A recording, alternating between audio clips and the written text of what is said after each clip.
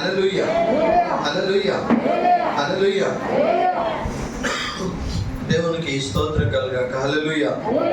ప్రభువైన యేసుక్రీస్తు నామం పేరిట చేరొచ్చు మీ అందరికీ నా హృదయపూర్వక వందనాలు. దేవుని స్తోత్ర. హల్లెలూయా, హల్లెలూయా. అందరూ బాగున్నారా? దేవుని స్తోత్ర. దేవుని యొక్క వాక్యాన్ని ధ్యానం చేసుకున్న పరిశుద్ధ లేఖన భాగాల్లో నుంచి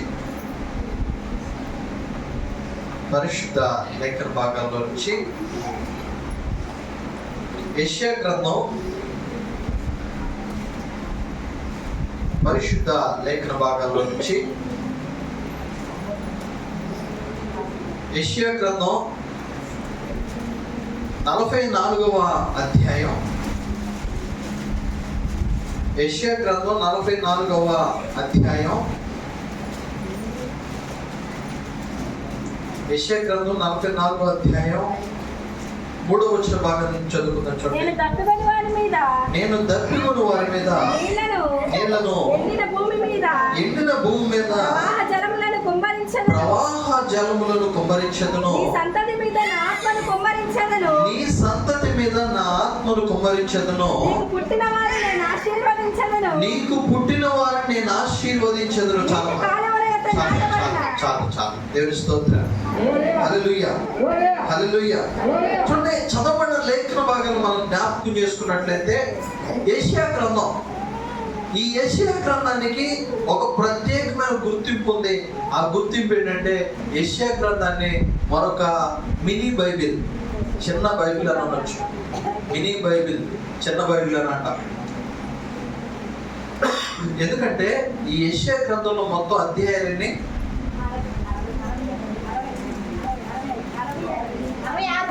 66. యెషయా గ్రంథంలో మొత్తం 66 అధ్యాయాలు. ఈ 66 అధ్యాయాలు పరిశుద్ధ లేఖన భాగంలో మొత్తం ఏంటంటే 66 పుస్తకాలు. 66 అధ్యాయాలు. ఈ 66 అధ్యాయాల్లో పాత నిబంధన గ్రంథంలో మొత్తం పుస్తకాలన్నీ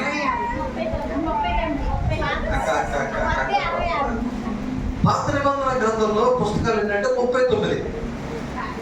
సో ఈ యెషయా గ్రంథంలోనే మొత్తం 66 పుస్తకాలు ఉన్నాయి. ఈ 66 పుస్తకాల్లో మొదటి 39 యెషయా గ్రంథం మొత్తం 66 అధ్యాయాలు.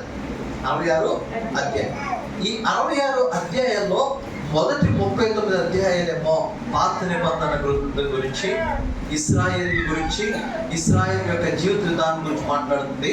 ఆ 39వ అధ్యాయం తర్వాత కొత్త నిబంధన గ్రంథం యేసుక్రీస్తు ప్రభువారి యొక్క జననం గురించి, ఆ రాకడ గురించి, యేసుక్రీస్తు ప్రభువారి యొక్క శిలువ మరణం గురించి మాట్లాడుతుంది.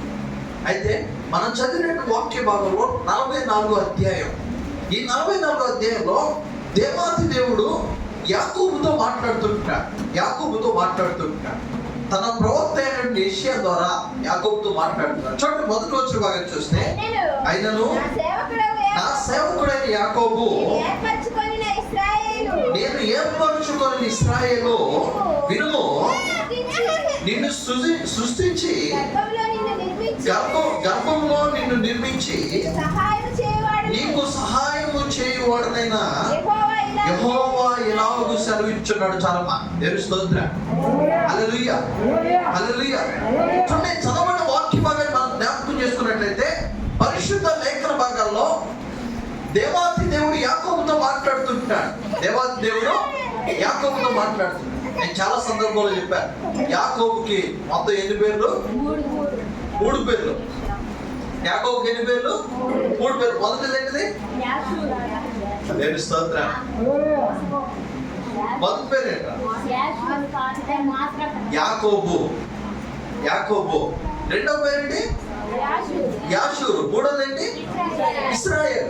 యాకోబు మొత్తం 3 పేర్లు. యాకోబు, యాషూరు, ఇశ్రాయేల్. యాకోబు అంటే అర్థం ఏంటి? మోసగాడు. యాషూరు అంటే అర్థం ఏంటి? కాలు జాడించేవాడు. ఇశ్రాయేల్ అంటే ఆశీర్వదించబడ్డాడు. చూడండి, యాకోబుకు మొత్తం 3 పేర్లు. ఈ 3 పేర్ల తర్వాత దేవుడు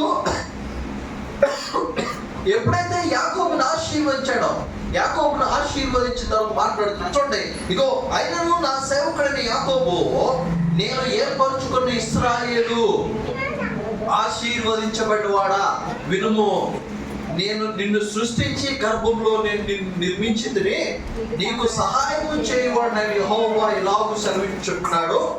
నా సేవకుడు యాకోబు నేను ఏర్పరచుకున్న యెషూరును భయపడకుము, నేను దప్పిగల వారి మీదను నీళ్లను ఎండిన భూమి మీద ప్రవాహ జలములను కుమ్మరించెదను. చాలా చూడండి, దేవాది దేవుడు యాకోబుతో మాట్లాడుతుంటాడు. యాకోబు వినుము, నేను నీ సంతానాన్ని ఆశీర్వదిస్తాను అని దేవుడు మాట్లాడుతుంటాడు. ఇదిగో నీకు పుట్టినటువంటి సంతానాన్ని, నీ సంతతి మీద నా ఆత్మను కుమ్మరిస్తాను, నీ సంతతిని నేను ఆశీర్వదిస్తానని దేవుడు యాకోబుతో మాట్లాడుతుంటాడు. తల్లి జ్ఞాపకం చేసుకో, యాకోబు సంతానము ఆశీర్వదించబడడానికి కారణం ఏంటి?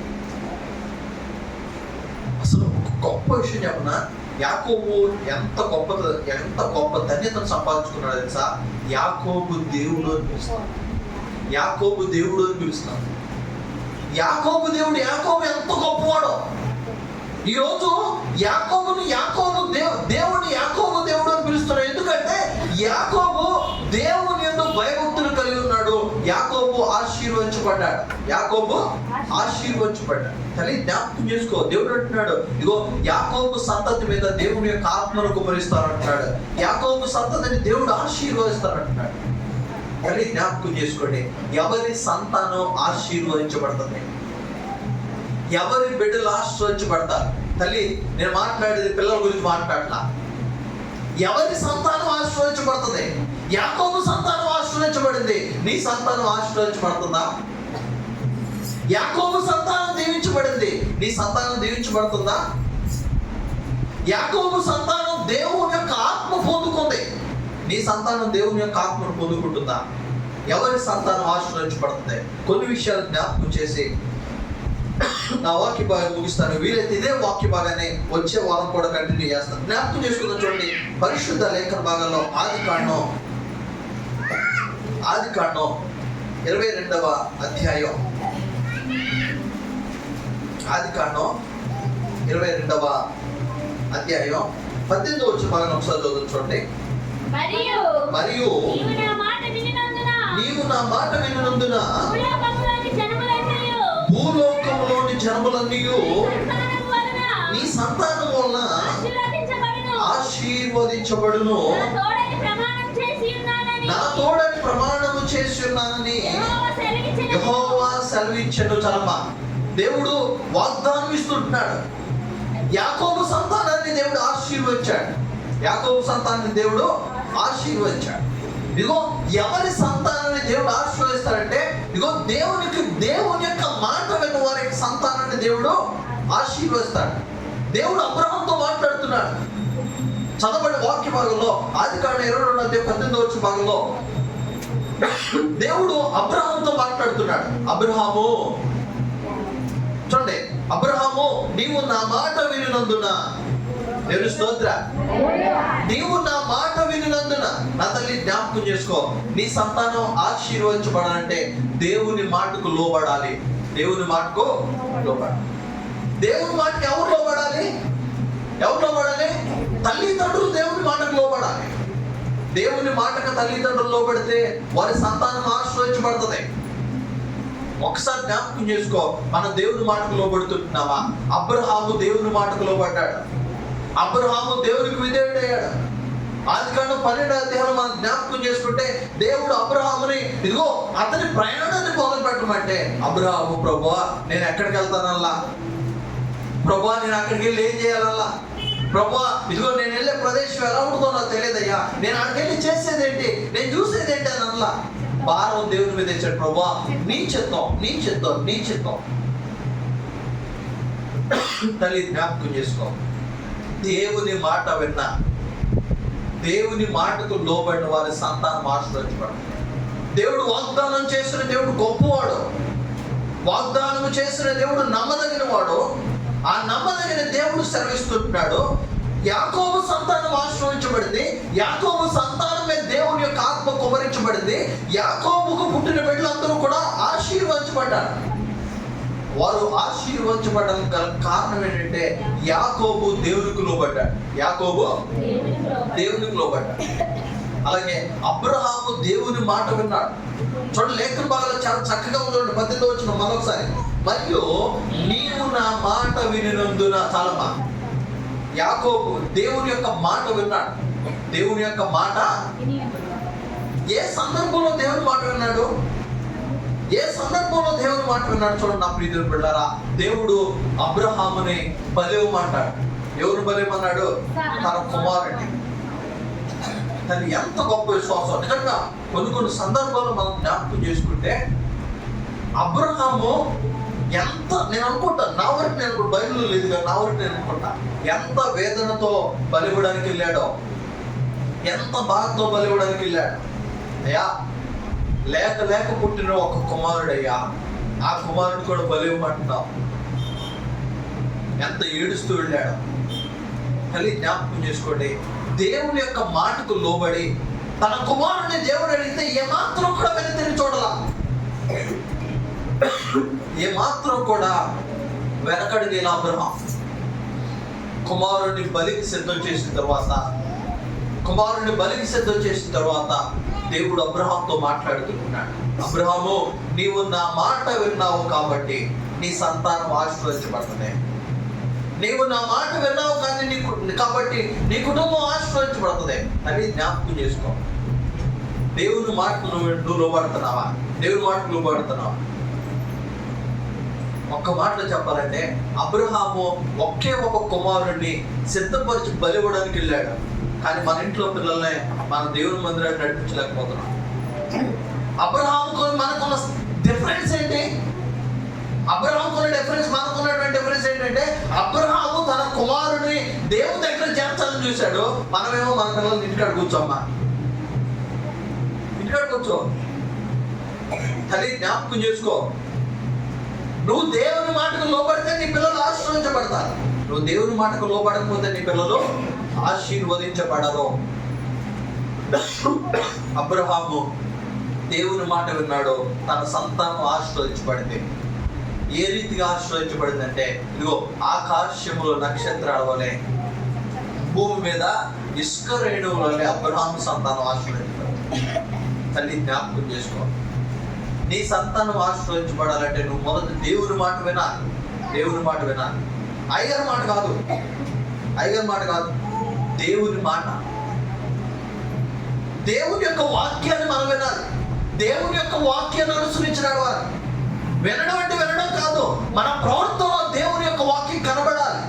మన ప్రవర్తనలో దేవుని యొక్క వాక్యం కనబడాలి.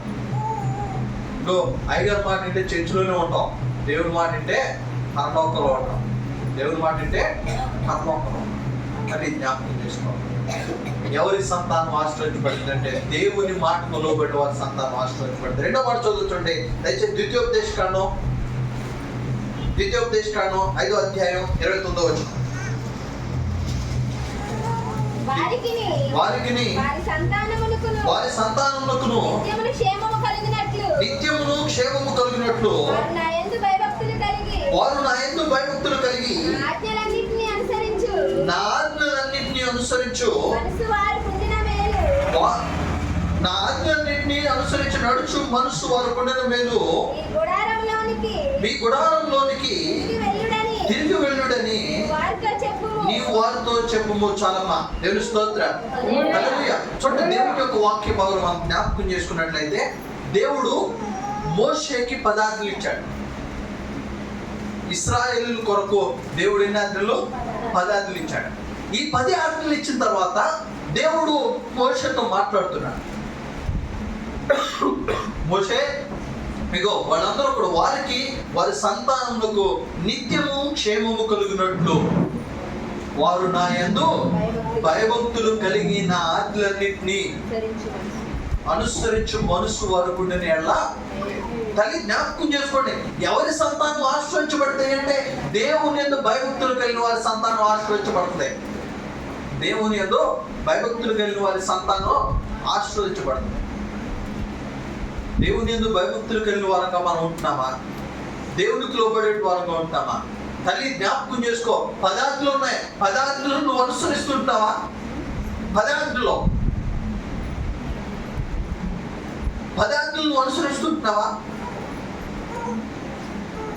10 ఆజ్ఞలు మనం అనుసరించి దేవుని యందు భయభక్తులు కలిగి ఉంటే మన సంతానం ఆశీర్వదించబడుతుంది. దేవుని యందు భయము భక్తి లేకపోతే మన సంతానం ఆశీర్వదించబడతాం. ఎందుకు? భయం లేని భక్తి ఎందుకు? ఒక్కసారి జ్ఞాపకం చేసుకో. ఇశ్రాయేలుతో దేవుడు మాట్లాడుతున్నాడు, మోషే వాళ్ళందరూ కూడా నా ఆజ్ఞలను నాకు లోబడి నా యందు భయము కలిగి నా ఆజ్ఞలను అనుసరించు మనస్సు వారికి ఉండిన ఎడల మేలు. ఒకవేళ ఆ మనస్సు లేదనుకో, దానికి వచ్చేటువంటి ఫలితం ఏంటంటే శాపం. దానికి వచ్చే ఫలితం ఏంటి? శాపం. తల్లి జ్ఞాపకం చేసుకో. దేవుని యొక్క ఆజ్ఞను అనుసరించేటువంటి మనసు మనకున్న భయభక్తులు గల వారి యొక్క సంతానం నిత్యము క్షేమం కలుగుతుంది. భయభక్తులు గల వారి యొక్క సంతానం నిత్యము ఆ క్షేమము కలుగుతుంది. సమాధానము సంతోషం వారింట్లో ఉంటుంది. ఎవరైతే దేవుడికి లోబడరో వారి కుటుంబంలో బాధ వేదన రోగములు ఉంటాయి. ఒక్కసారి జ్ఞాపకం చేసుకో. ఏ స్థితిలో మనం ఉన్నా తల్లి, నీటిలో సమాధానం ఉందా? నీటిలో సంతోషం ఉందా? నేను చాలా సందర్భాలు చెప్పాను, నీటిలో సంతోషం లేదు, నీటిలో సమాధానం లేదు. కారణం ఏంటి? దేవుని యందు భయము భక్తి లేదు. కొన్ని నెలలు నేను చూస్తుంటాను, అంటే మన దగ్గర కాదులే, మన దగ్గర అనుకుంటే ఏంటంటే ఇంట్లో ముగ్గురుంటే ముగ్గురులో ఇద్దరు మాట్లాడుకోరు.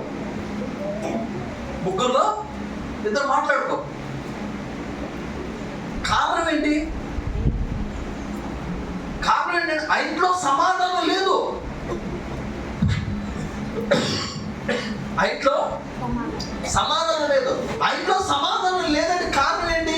ఆ ఇంట్లో ఉన్న తల్లి ప్రార్థన చేయదు. ఆ ఇంట్లో భయం లేదు. ఆ ఇంట్లో భయం ఉంటే ఖచ్చితంగా సమాధానం ఉంటుంది. అందుకని ఎవరో ఒకరు భయం అంటారా? ఎవరో ఒకరు భయం ఉండాలి.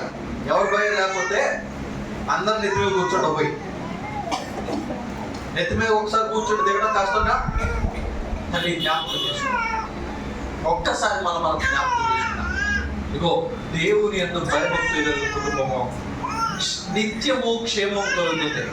దేవుని యందు భయభక్తుల కుటుంబంలో నిత్యము క్షేమం ఉంటుంది.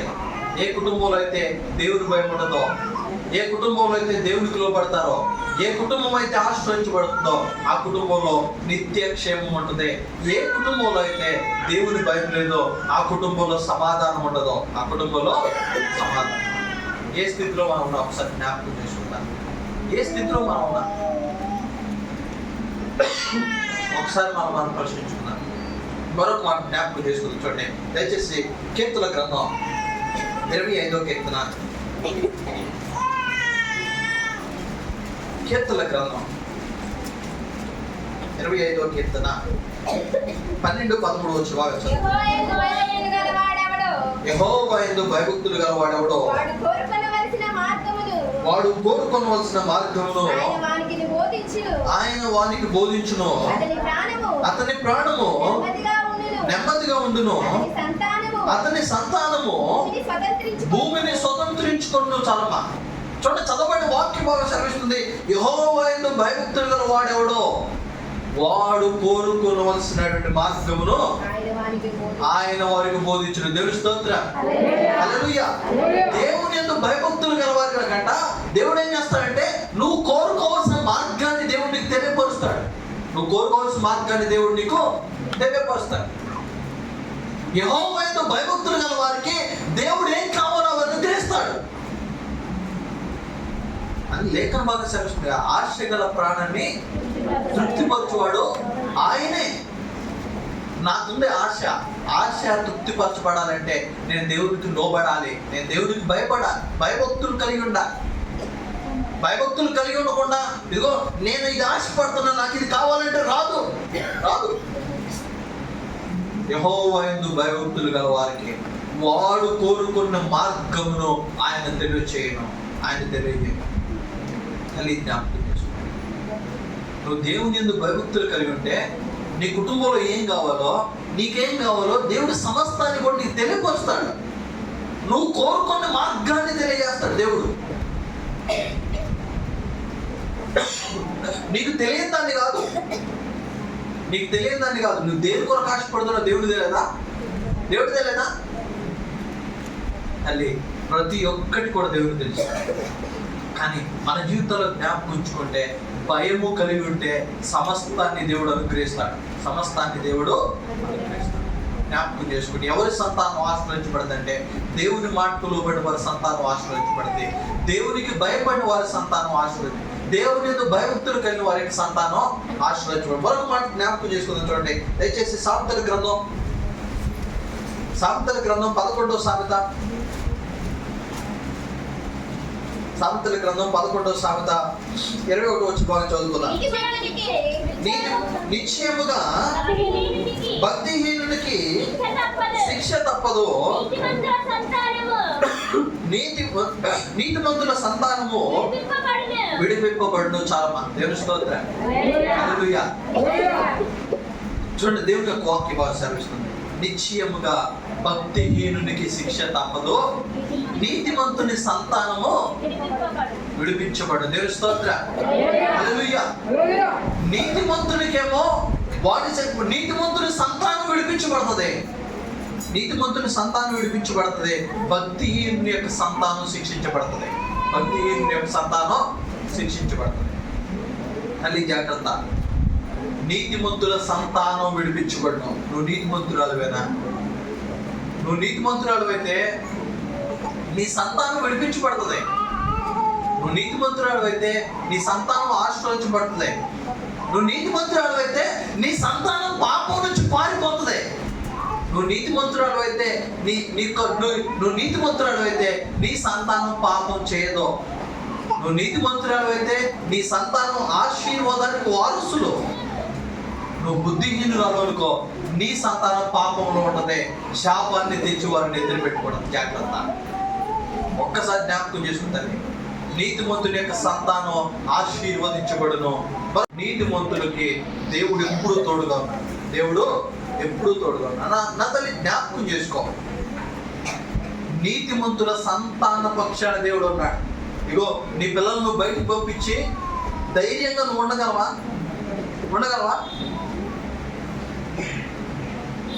ఒకవేళ నువ్వు ధైర్యంగా ఉండలేకపోతే, ఇగో నీ సంతానానికి దేవుడు తోడు లేదని నువ్వు భయపడ్డంటే, దేవుడు తోడు లేదని భయపడ్డా. అది ఒక్కసారి జ్ఞాపకం చేసుకో. నీ కుటుంబాన్ని నువ్వే స్థితిలో ఉంచుకున్నావు.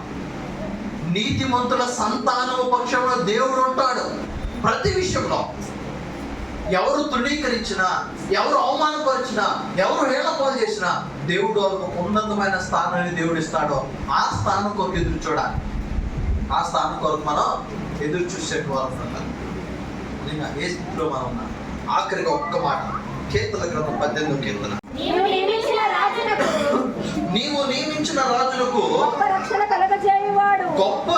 కలుగ చేయువాడు, అభిషేకించిన దావీదునకును అతని సంతానమునకును నిత్యము కనికరము చూపువాడు. చాలమా చూడండి, దావీదు సంతానం గురించి దేవుడు మాట్లాడుతున్నాడు.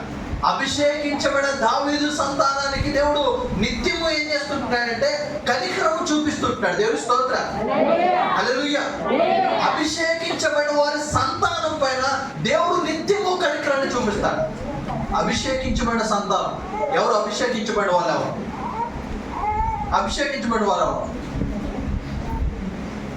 అమ్మా, అభిషేకం అంటే ఏంటి? అభిషేకం అంటే ఏంటి? దేవుని స్తోత్రం. హల్లెలూయా. అభిషేకం అంటే ఏంటి?